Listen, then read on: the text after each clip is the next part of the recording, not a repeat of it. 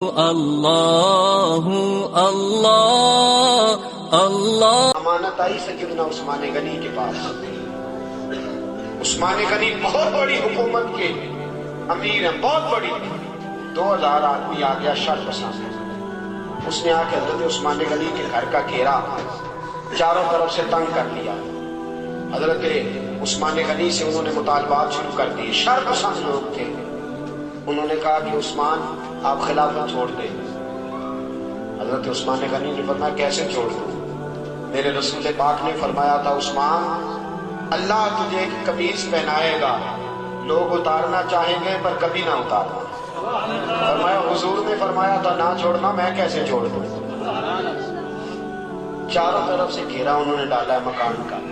امام حسین پہ 3 دن پانی بند ہوا ہے، حضرت عثمان غنی پہ 40 دن پانی بند رہا۔ 40 دن نہ کھانا کھایا نہ پانی پیا۔ لوگ کہنے لگے عثمان بھوک پیاس نہیں لگتی؟ فرمایا بھوک لگتی ہے تو خدا کا ذکر کرتا ہوں، پیاس لگتی ہے تو قرآن کی تلاوت کرتا ہوں، اللہ میری بھوک اور پیاس ختم کر دیتا ہے۔ 40 دن کہ میں نے کہا کہ بڑی پرانی ہے کربلا، بڑی پرانی۔ 40 دن پانی بند رہا۔ حضرت علی اور حضرت امام حسین کے لیے تو جناب عباس پانی لے کے آئے، حضرت عثمان غنی کے لیے جناب علی پانی کا مشکیزہ لے کے آئے، حضرت علی پانی کا مشکیزہ لے کے آئے۔ اور جب پہنچے دروازے پہ تو ایک ظالم نے تیر مارا، مشکیزہ پھٹ گیا، پانی بہہ گیا۔ حضرت علی المرتضیٰ کہنے لگے مجھے عثمان نے منع کر دیا تم سے لڑنا نہیں، ورنہ تم 2000 ہو، 2000 کے لیے تو علی اکیلا ہی کافی ہے۔ دیواریں ہلتی رہتی ہیں اور در کانپ جاتا ہے، علی کا نام سن کے اب بھی خیبر کانپ جاتا ہے۔ میرے عزیزو سنو، بات بڑی آگے بڑھ گئی۔ حضرت عثمان غنی کے پاس جناب علی پہنچے، دیگر صحابہ پہنچے، کہنے لگے اے عثمان آپ نے بڑی خدمت کی، 12 سال دی، بڑا کام کیا، 3 باتیں ہیں، آپ اس طرح کریں ہمیں اجازت دیں ہم ان 2000 آدمی کو پکا دیتے ہیں۔ حضرت عثمان غنی کہنے لگے میری وجہ سے نبی پاک کے مدینے میں خون بہہ جائے، رسول پاک کے شہر کی گلیاں میری وجہ سے سرخ ہو جائیں، عثمان کا گلا کٹتا ہے تو کٹنے دو، لیکن رسول کریم علیہ السلام کے شہر میں میں خون اور دنگا فساد برداشت نہیں کرتا۔ کہا پھر آپ اس طرح کریں کہ کچھ دنوں کے لیے حکومت چھوڑ دیں۔ آپ نے فرمایا حضور نے فرمایا تھا قمیض نہ اتارو، کبھی نہیں اتارو۔ صحابہ نے تیسری پیشکش کی، کہا کچھ دنوں کے لیے مدینہ چھوڑ دیں، کچھ دنوں کے لیے مدینہ چھوڑ دیں، کچھ دنوں کے لیے، پھر آ جائیے گا حالات ٹھیک ہوں گے۔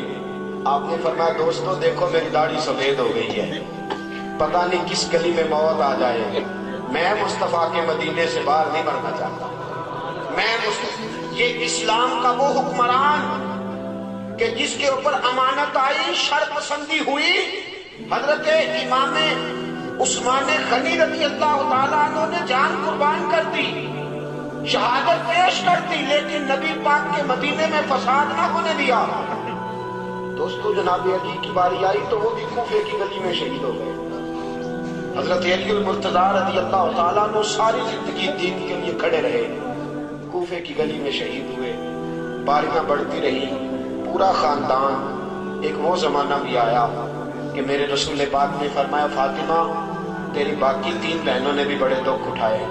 دوستو میں اور آپ، میرے ساتھی مجھ سے بڑی محبت کے ساتھ اکثر کہتے ہیں اتنی سفر نہ کریں آپ، اتنی محنت نہ کریں، تھوڑی کر لیا کریں، کم نکلیں۔ میں ان کی محبت کو وصول کرتا ہوں، مجھ سے پیار کرتے ہیں تو ایسے جھوٹے بولتے ہیں، لیکن قسم اللہ کی جب میں رسول اللہ کی تبلیغ پڑھتا ہوں اور کتابیں، ایک ابو جہل کے دروازے پہ نبی پاک 2000 بار تبلیغ کرنے گئے۔ کتنی بار؟ اور حضور کو پتا تھا کلمہ نہیں پڑے گا، 2000 بار دروازے پہ دستک دی۔ اور دوستوں بڑے دکھ اٹھائے، بڑی تکلیفیں اٹھائی۔ جو چیز مفت ملتی ہے اس کی قدر نہیں ہوتی، مفت ملتی ہے نا جو چیز اس کی قدر نہیں۔ مجھے اور آپ کو مفت مل گیا یہ دین۔ کبھی بلال کی قبر پہ کھڑے ہو کے پوچھو دین کتنا مہنگا ہے، کبھی کھڑے ہو کے پوچھو سیدہ فاطمہ سے کہ دین کتنا مہنگا ہے، کبھی پوچھو امام حسین سے کہ کتنا کٹھن ہے یہ دین۔ میرے عزیزو، رسول پاک کی 2 شہزادیاں، نکاح ہوا ہے، ابھی رخصتی نہیں ہوئی، ابو لہب کے 2 بیٹے، انہوں نے طلاق بھیج دی، کہنے لگے یا کلمہ پڑھانا چھوڑ دے ورنہ طلاق دے دیں گے۔ حضور نے فرمایا میرا تیرا اختلاف ہے، بچوں کا کیا قصور ہے؟ ابو لہب کہنے لگا نہیں میں طلاق دے دوں گا۔ گھر بیٹھی 2 بچیوں کی طلاق پہنچی، سیدہ خدیجہ فرماتی ہیں حضور بڑا روئے، اٹھے، بچیوں کے سر پہ ہاتھ رکھا، کہا بیٹا اپنے بابا کے دین کے کام میں ثابت قدم رہنا، اللہ تمہیں بڑی بہتر جزا دے گا۔ اور ساتھیوں، صرف حضرت فاطمہ نہیں، سیدہ زینب میرے رسول پاک کی بڑی صاحبزادی حمل سے ہے، اللہ نے ان کے گھر میں ولادت کی خوشی رکھی ہوئی ہے، مکہ سے مدینہ کی طرف آ رہی ہیں، حبار بن اسود نے نیزہ مارا، اونٹ بدکا اتنی تیزی سے دوڑا کہ آپ زمین پہ گری، بچہ خون بن کے نکلا، حالات بگڑ گئے۔ کتنے مہینے میرے حبیب کی صاحبزادی کتنے ہی مہینے بیمار رہ کے وصال کر گئی، بڑی صاحبزادی تھی، حضرت خدیجہ الکبریٰ سے شکل ملتی تھی۔